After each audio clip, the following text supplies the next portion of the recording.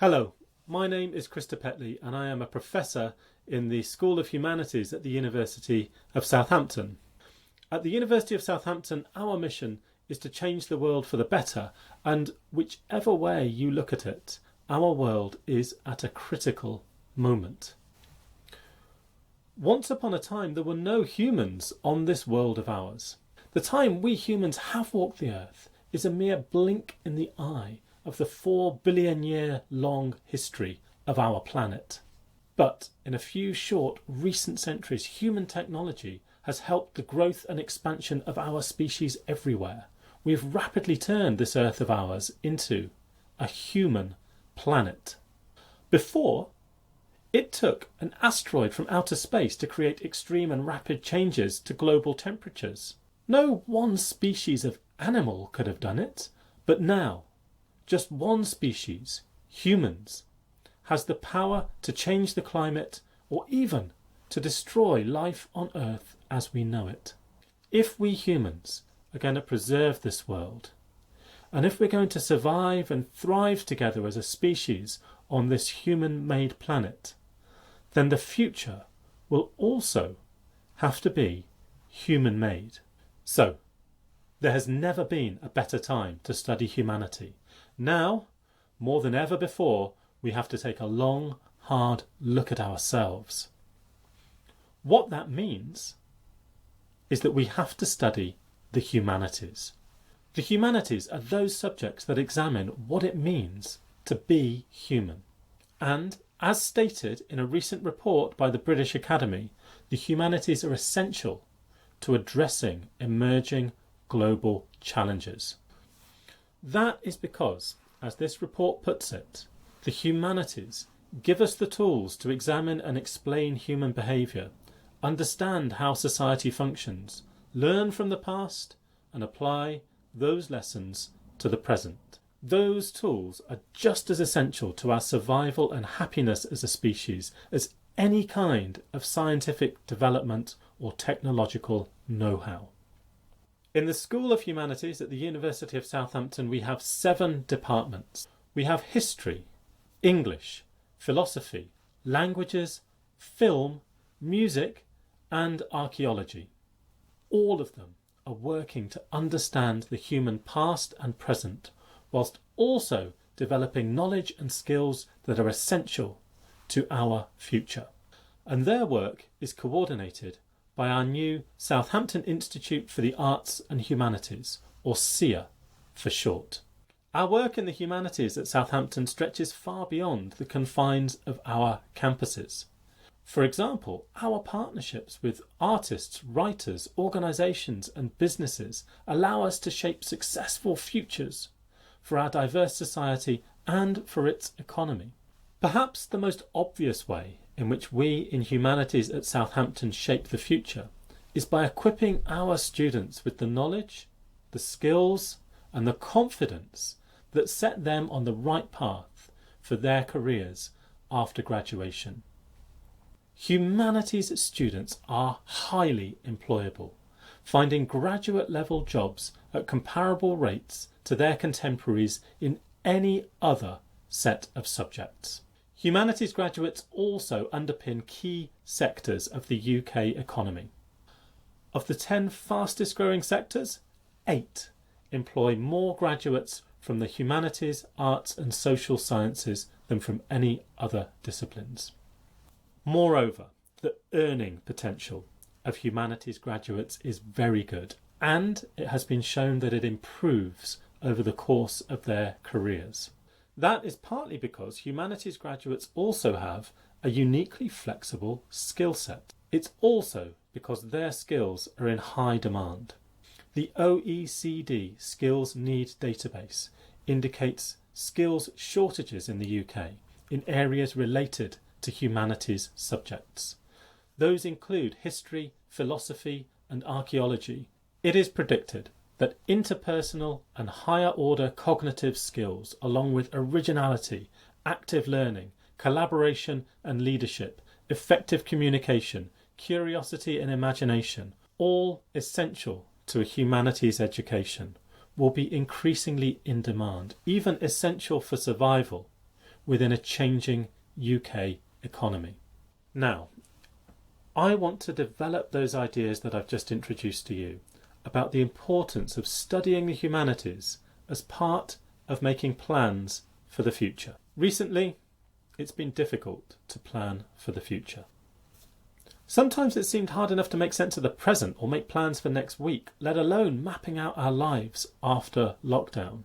But what about the much longer term futures for ourselves and for our communities within this world that we're creating? We all need to find ways of getting back to the future, to get back to making plans for what comes next. Looking to the future is quite literally an essential human need. Reflecting together on the past and making plans for the future is part of what makes us what we are as a species. And it involves our greatest superpower, which is the power of story. I mean creating them, telling them, and making sense of them. No other animal comes together to tell stories like we do. It is uniquely human, not only because it requires language, also because it requires imagination. Think about it. If you want to tell a story and learn from it, what do you need? At least 3 things, I'd say. First, you need to be able to communicate with your audience and find a common language. Second, you need to be able to use your imagination to turn the words, the sounds, or the pictures into something meaningful. Third, if you really want to learn something from this story, you're going to have to stretch your imagination just a little bit further beyond the story itself and think your way into the future. Altogether, those 3 things make up the human superpower that I'm going to call story sense. To illustrate what I mean by story sense and how it works, let's take a well-known and simple example, like the hare and the tortoise. The hare brags to the tortoise that she can easily win a race between the two of them because she is fast and the tortoise is slow. They race. The hare, of course, goes off ahead, but her confidence leads her to take a nap, and she wakes up just in time to watch the slow but steady tortoise crossing the finish line first. To make sense of this story requires all the flexibility of the human imagination. First, we have to be able to imagine an unlikely world, one in which not only a hare and a tortoise can speak, but also one in which they speak the same language, get embroiled in a bizarre episode of interspecies rivalry, understand the concept of a race, organise a race, and experience a range of feelings from pride and rivalry to confidence and determination, through to relaxation and disappointment.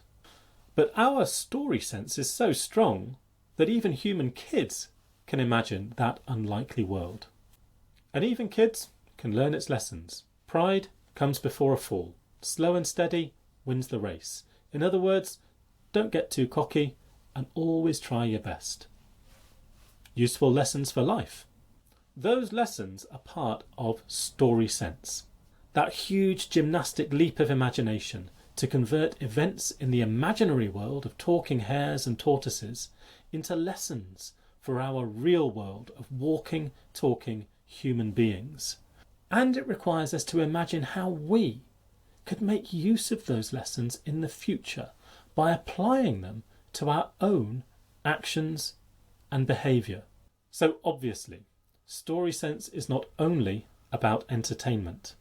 Rather, we are talking here about the fundamental way in which we humans package up ideas and information for sharing. And we are talking about how we humans process the ideas that we encounter and how we then go about using them to shape the future. Story sense is fundamental to the ways in which religious ideas or political ideologies try to explain the world to us and shape our actions. It is similarly part of spiteful gossip or conspiracy theories. Story sense is also fundamental to the ways in which we share and make use of more positive and truthful types of information, like the daily news or the latest research. Imagine that a scientist has developed a piece of technology that will solve an important problem.